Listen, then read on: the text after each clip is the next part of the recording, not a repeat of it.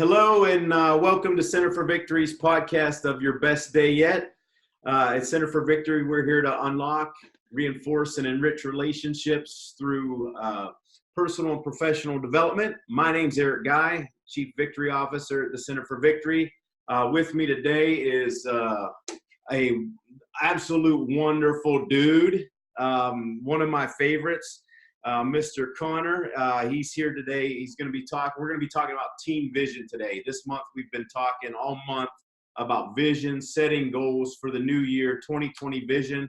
I've asked him to come on. He's got a great and awesome story about goals he set a long time ago when he was younger, how they've come to fruition, but also the adversity that went with them and the ups and downs. So we're going to get into it. And before we get going here, Connor, I just want to fill everybody in. I've known you and your family for quite a long time.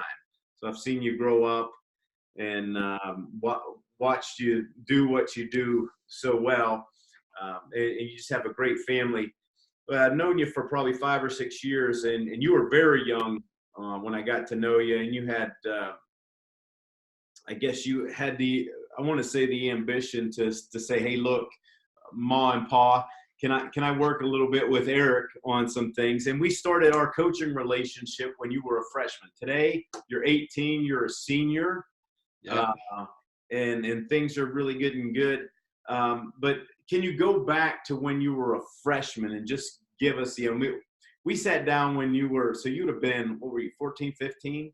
14 when we started. That's pretty cool, man.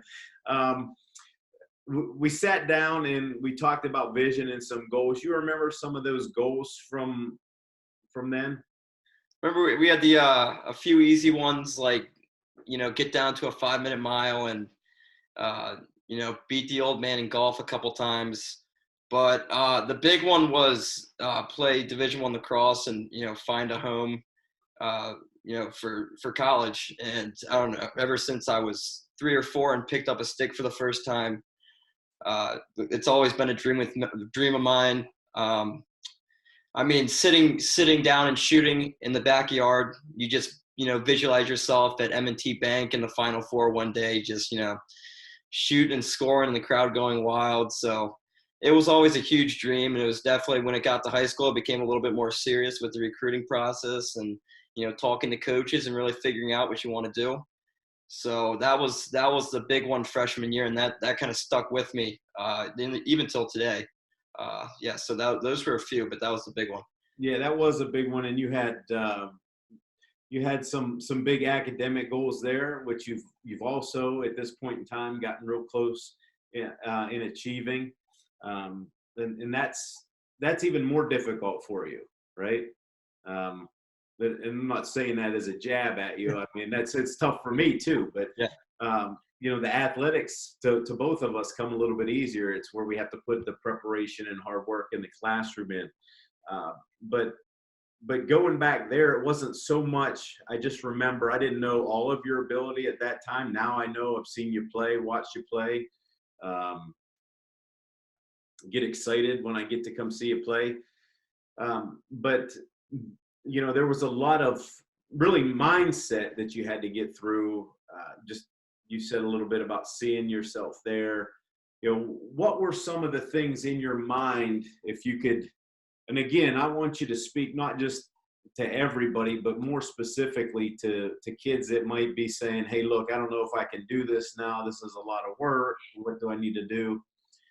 What were some of the ups and downs just in your head? Let's not talk about that physical piece yet, because I want to share that later. But mentally, do you remember some of the ups and downs that we had to go through? I remember. The big thing was, I think, just kind of really letting go and just kind of playing. I think at times I would hold back and kind of be tentative, didn't want to make mistakes, and didn't want to be the guy who screwed everything up.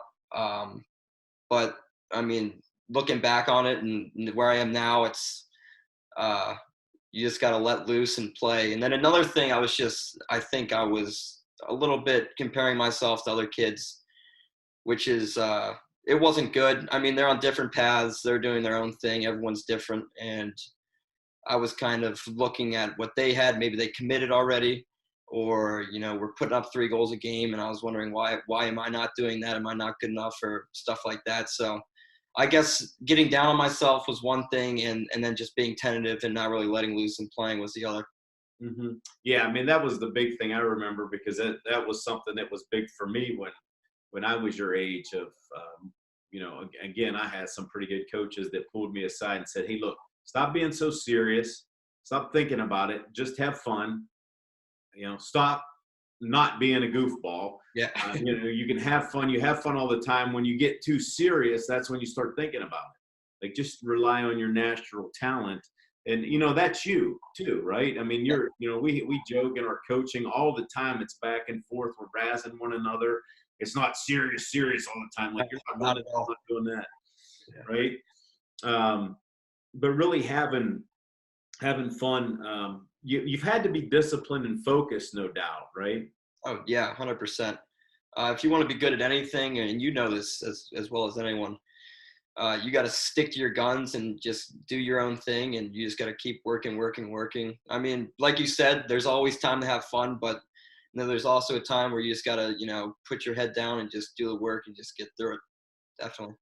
Yeah, the other thing that was good that you did too, Connor, that we worked through was noticing, hey, man, I want to go to a D1 school and play lacrosse, but that's not the end all be all. We had to look big picture. It's like, okay, I want to get there. I want to get a good academic education so I can do something out in the world that's just like lacrosse, that's fun, that I can love, that I can do the rest of my life and really have not just a job, but a career, something I'm passionate about. Definitely. Yeah. So that was a lot of conversations about all that stuff. It's bringing back good memories, but yeah, it's definitely true. Do you remember one good memory? And we still talk about it to this day. And the last coaching call, I'm reminded of the last coaching call we had. You reminded me of it again. And I think it's going to come to fruition in the next year or two. Do you know what I'm talking about yet? Are we talking about the 40-yard dash or the wrestling match? No, not that. I'm talking about you telling me years ago that you're going to come and intern here. Oh, yeah. Yeah, I'm going to be the all-star intern in about 2 years or so. So you'll see me up in PA at some point. Yeah, and that's, as I see it now, 4 years ago when we started, I can really see it coming to fruition in the next year or two, which will be fun. And we'll get to do more of these together. No doubt. It all, you definitely, so if you haven't caught on yet, Connor has signed a D1 onto a D1 school. He's going to be playing lacrosse at a Division I school. So he's reached that goal. He's reached some other ones too, academically. He's, physically, he's done that. But along the way, as we said, it's been up and down mentally. But you had a significant physical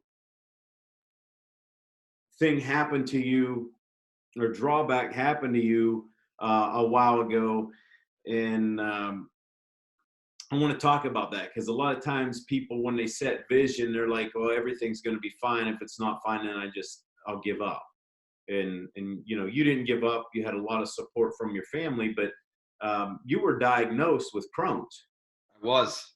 And it wasn't fun. I mean, when we were going through that, we were talking with your parents about what to do. I mean, you couldn't play.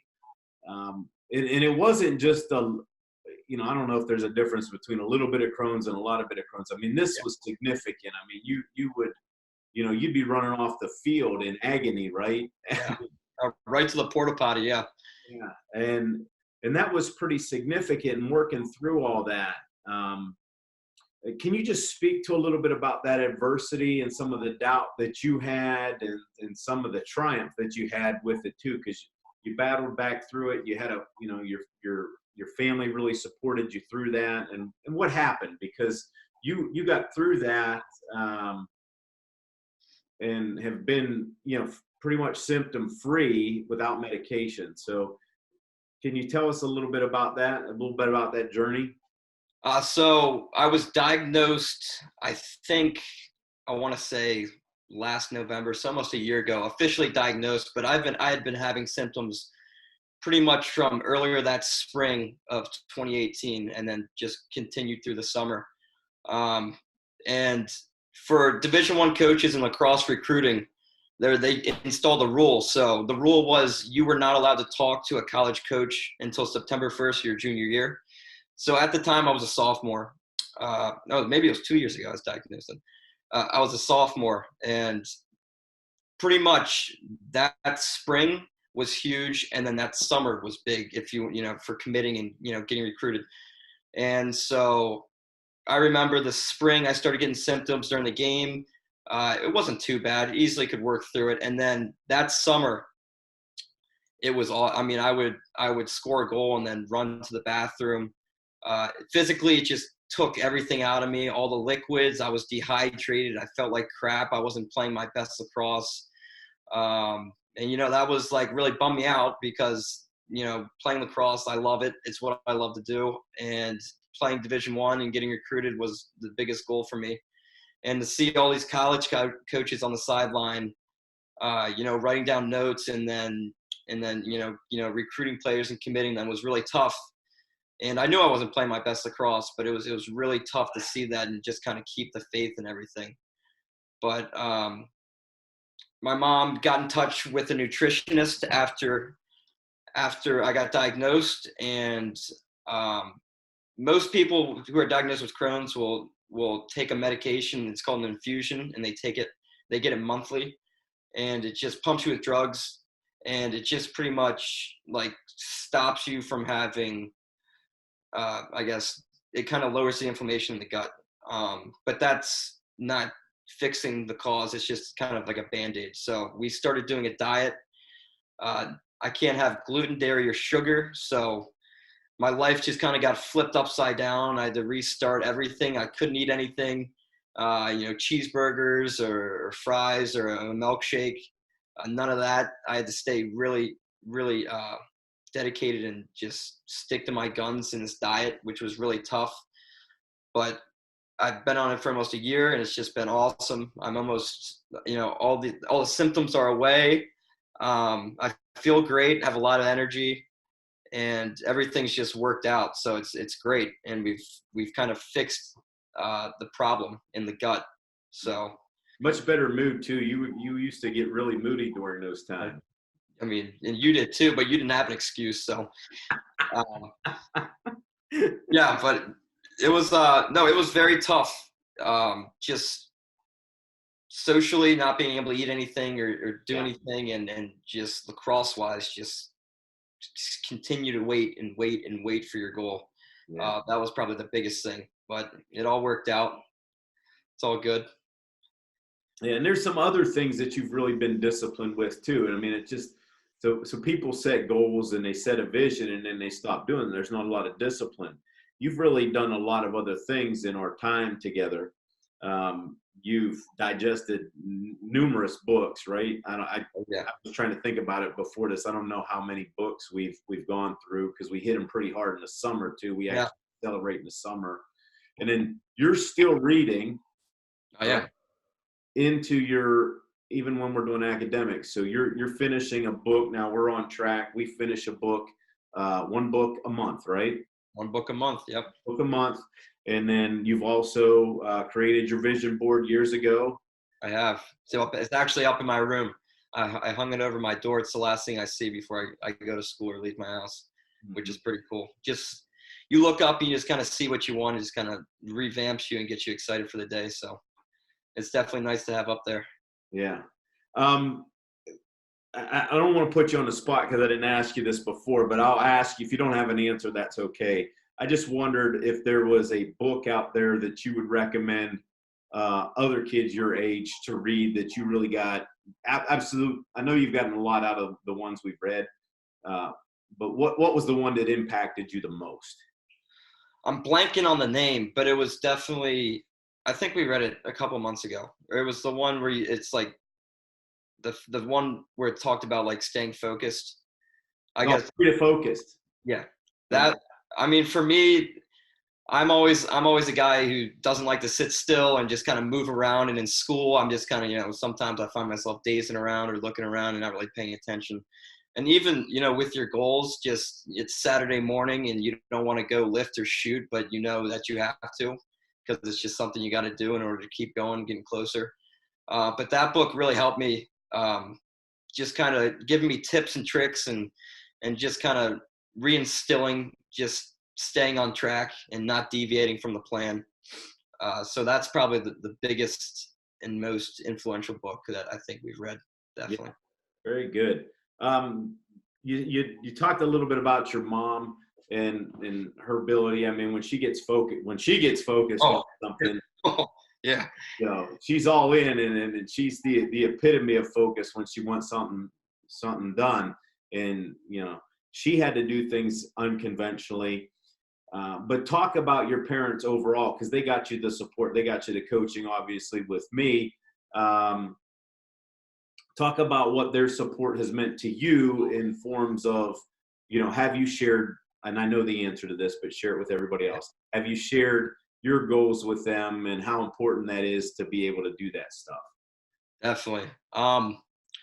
They're awesome. My mom especially is, like you said, just when she wants something or I want something, she's the first one to stand by my side and help me. Especially with the Crohn's. It was a big adjustment for me, don't get me wrong, but even bigger for her. She had to find all the supplements and pills I had to take and switch the diet and everything up. And she would stay up God knows how long, till 12, helping me send out emails to coaches about what tournaments I'm going to be at, or introducing myself, or sending tape and stuff like that. She would make my highlight tapes and everything. So yeah, she definitely was in the loop with my goals, and she knew everything, and she 100% supported me and stood by my side and helped me every step of the way, which I'm really grateful for. And my dad too. He's just, I don't know. I'm really fortunate with my parents. He's very supportive, comes to every game, would throw the ball around to me, would stand in the backyard and just feed me so I could take step down shots, or he would do a fake slide and I'd have to adjust my body and take a good shot or make another move. So they've both been there for me 100% of the way, and have really, really helped me kind of navigate high school and navigate the college process and recruiting and just everything in between. So I'm very fortunate. Yeah. Yeah. The last thing I'd say about that, it was really cool because you just signed what was that, a month or two ago? I did. Yeah. What was cool is your whole family came together, your brothers too. Your one brother actually drove 4 hours. Drove 4 hours. I think I signed Friday morning. So he left class, got in his car, drove all the way from West Virginia to Maryland, and then was there for me in the morning, and then actually stayed for that and then drove back. And little Luke, he's the man. He's a little fireball, but he's awesome. Very supportive, always at every game, cheering me on. So it's really cool. Yeah. And the last thing I want to talk about, and people have heard it from me a lot, and they heard it last month because our theme last month was all on giving. Yeah. There is huge power in giving. Your family has always been big givers, and you found a lot of relief mentally from when going through all your Crohn's. You didn't stop giving of yourself. What have you found powerful in giving of yourself? And speak a little bit about that to us, please. Well, I just like, helping others out. I always have, whether it was in third grade, helping a kid do his math. I'm no Einstein, but, back in the day, I was pretty good at math, so I was able to help some kids. But no, I found this program called the Bridges program. I think it was my counselor, sophomore year or freshman year, told me about the program. It's a program for inner city Baltimore students from ages, I think, from fourth grade to 12th. And they come to St. Paul's in the summer, and they have like a 5-week program where, you know, they have classes in the morning. So they'll have math and English in the morning.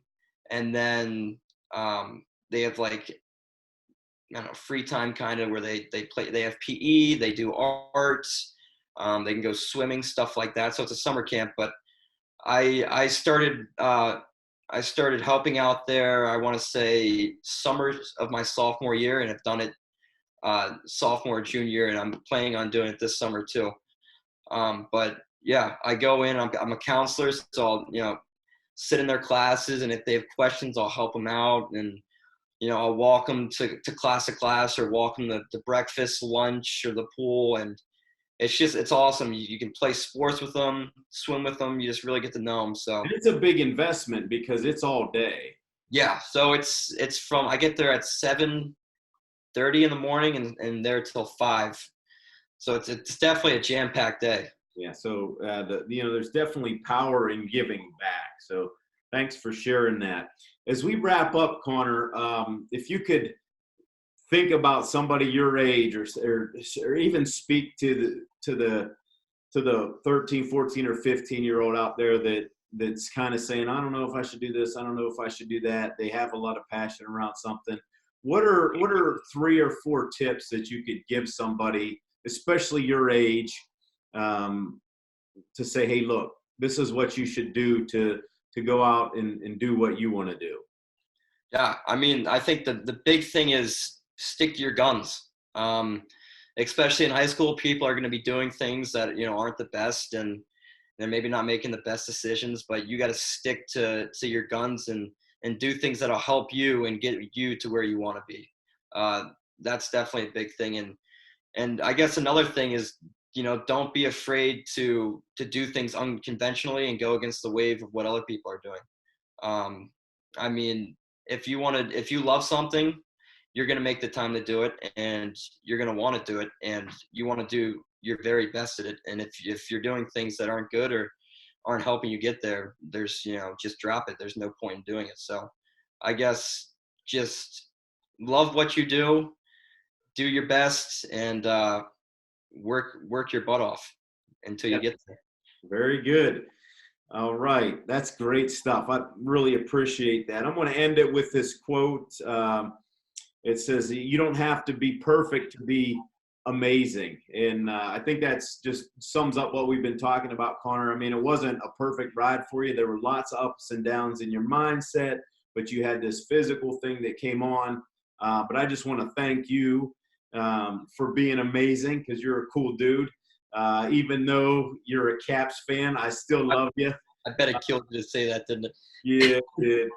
But that's all for today, folks. Thanks for watching and listening. And make sure you leave this video a like and leave a comment down in the comment section. We'd also appreciate if you hit the subscribe button as well, and the bell icon to get notified when we post next. If you'd like more information, you can visit us at centerforvictory.com.